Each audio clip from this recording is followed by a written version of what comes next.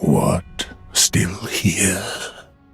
Every age, it seems, is tainted by the greed of men. To curse the gods and bring ruin upon this accursed heap of dung. Unknowing visitor, return from whence thou camest. By the king's decree, none may disturb our mistress's slumber. I bid thee take not from the princess her peace or rest, as the fire waneth does she lie by the dark, all for the sake of man.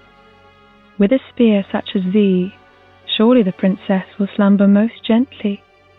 Many of us are by the fire, forsaken. I speak of thine kind and mine. She lived in fear of the dark, of the things that gnawed at her flesh, and yet the abyss hath yet to produce any such creature. Her slumber is a deceit, a lid covering an overgrown privy, a prop to keep thee from the dark soul of thine desire.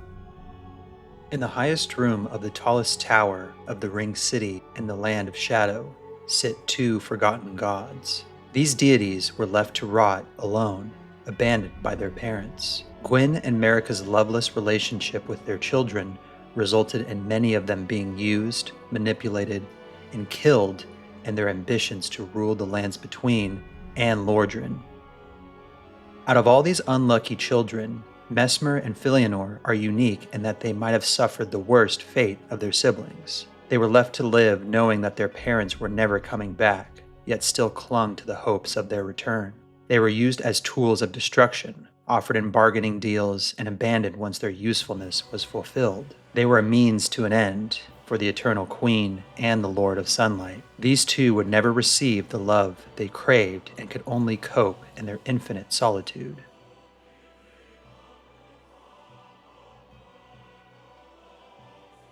Filianore was the last of Gwyn's children who was given as a gift to the Pygmies along with the city to call their own. This bargaining was likely struck after his victory over the ancient dragons. Gwyn had promised that he would return for his daughter one day, but that day never came. As time passed, she would be worshipped, and the spears of the church would be built and established in her name. She would eventually fall into a deep sleep clutching a vagrant egg, which would create a barrier keeping the city secret from the rest of the world. This would also shield the city from the effects of the fading of the first flame. As we meet her in-game, the Ashen One touches the egg she holds to awaken her and reveals that she and the city were an illusion.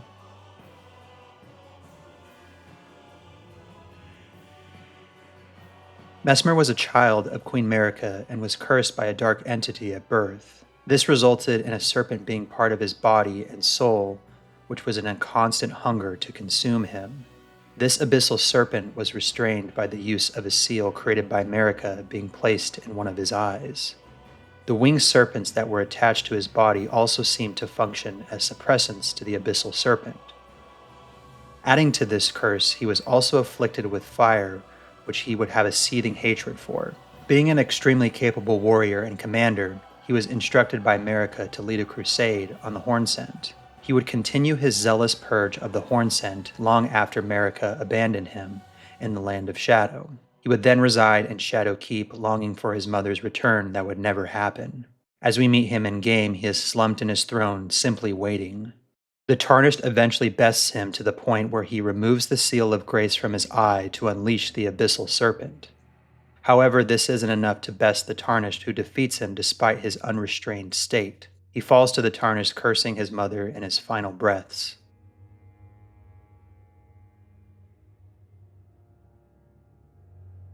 Both Messmer and Filianore were additions that came with their respective DLC's lore. Before this, there was no mention of their existence in public life or part of their family trees. From a lore perspective, this can be attributed to both these figures being erased from history.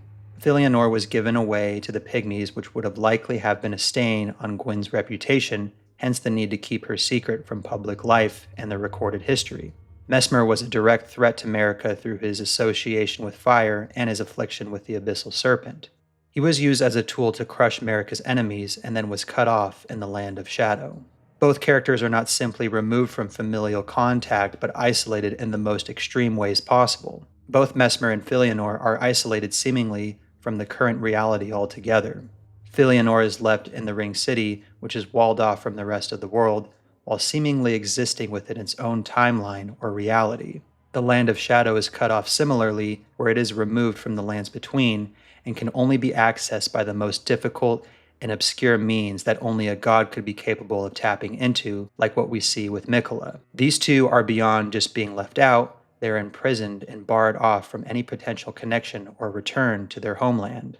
Both experience the most egregious form of banishment from the kingdoms their parents would go on to create without them.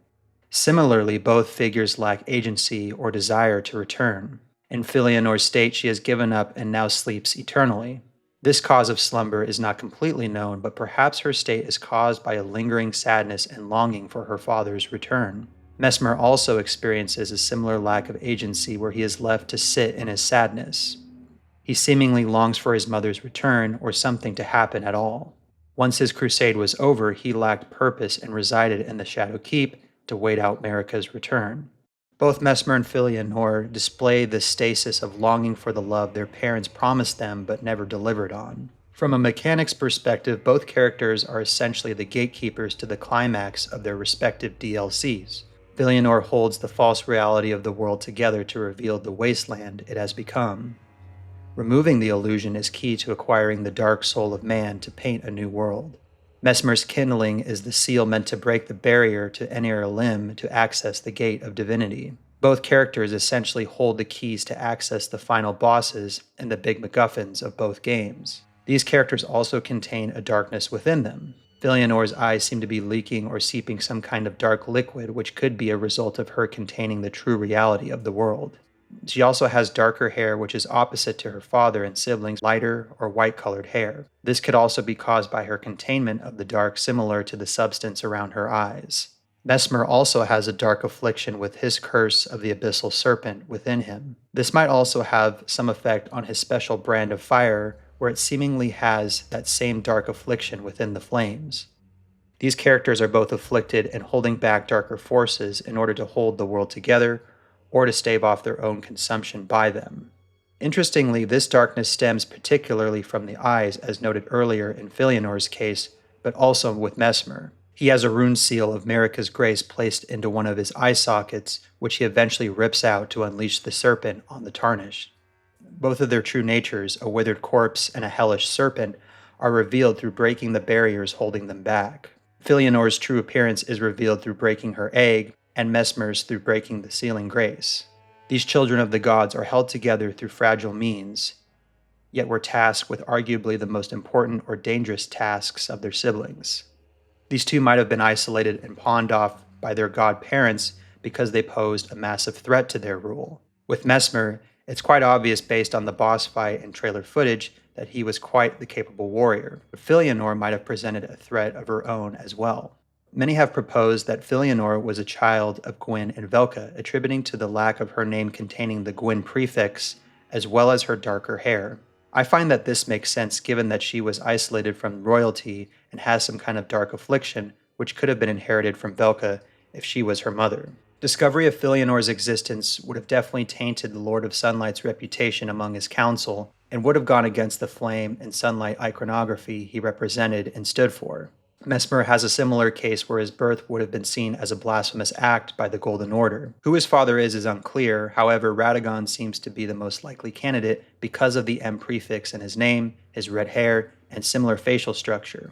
My guess is that both Messmer and Filianore were isolated from the rest of the world, and their existence was kept secret because they posed some direct threat to the rule of Gwyn and Marika. Because of the nature of Souls DLCs, there are only more questions presented with very little answers when it comes to timelines and character motivations. Both Filianore and Messmer were arguably dealt the worst hand out of all their siblings.